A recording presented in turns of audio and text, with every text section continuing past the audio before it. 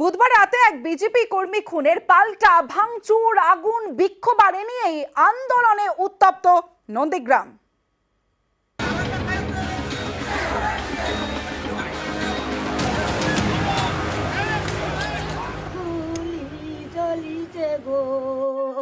প্রিয়জনকে হারিয়ে বুক ফাটা কান্না। তার বিচার তোমারে করো গো।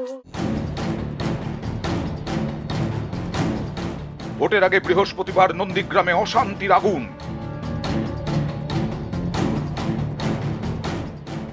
অবাধে চলল ভাঙচুর।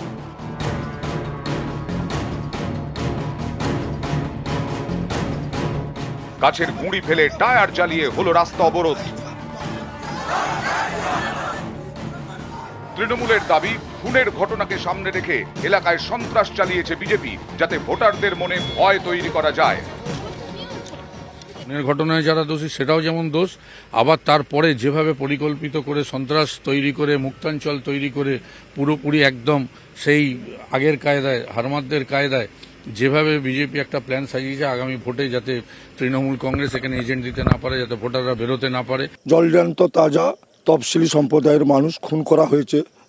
আপামর জনগণ এটাকে মেনে নেয়নি, তাই তাদের স্বতঃস্ফূর্ত বিক্ষোভের ফলশ্রুতি হয়েছে এটা কোনো, এর সঙ্গে কোনো রাজনৈতিক বিজেপির কোনো সম্পর্ক নেই।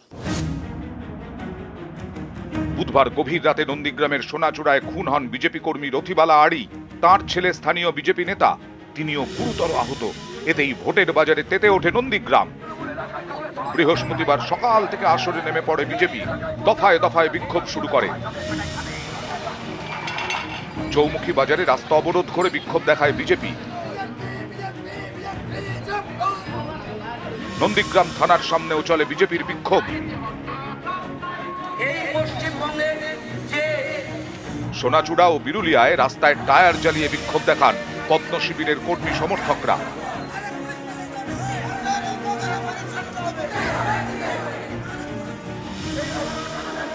কোথাও আবার রাস্তার মধ্যে গাছের গুঁড়ি ফেলে পথ অবরোধ। বেলা যত গড়িয়েছে ততই পরিস্থিতি গরম হয়েছে। সোনাচূড়া বাজারে একের পর এক দোকানে চলে ভাঙচুর, লাগিয়ে দেওয়া হয় আগুন। অনেকে তখন শেষ সম্বলটুকু বাঁচানোর মরিয়া চেষ্টা করছেন।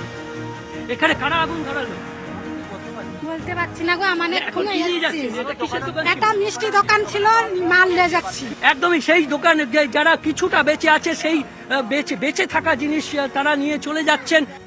অনেকের শুধু চোখের জল ফেলা ছাড়া আর কিছুই করার ছিল না।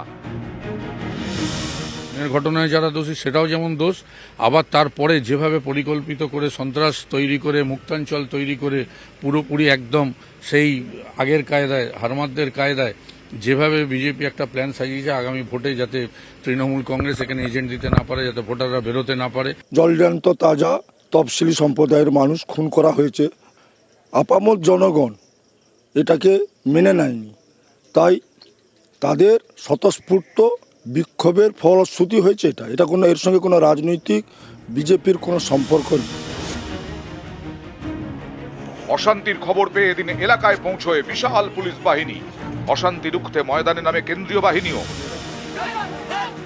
পরিস্থিতি নিয়ন্ত্রণে শুরু হয় লাঠিচার্জ।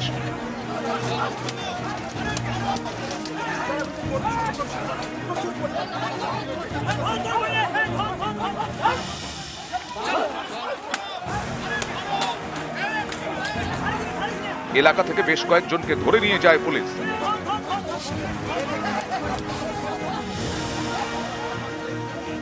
এলাকাকে শান্ত রাখতে রুটমার্চ শুরু করে কেন্দ্রীয় বাহিনী। যেখানে ভোট একেবারে সামনে, সেখানে নন্দীগ্রামের মতো জায়গায় এ ধরনের ঘটনা চিন্তা বাড়াচ্ছে সবেরই। সেখানে চাইছেন দ্রুত সমস্যা মেটাতে প্রশাসন। সামনের শনিবার ভোট, তার আগে উত্তপ্ত নন্দীগ্রাম। এই ঘটনার প্রভাব কি ভোটে পড়বে জানা যাবে 4 জুন। নিউজ 18 বাংলা।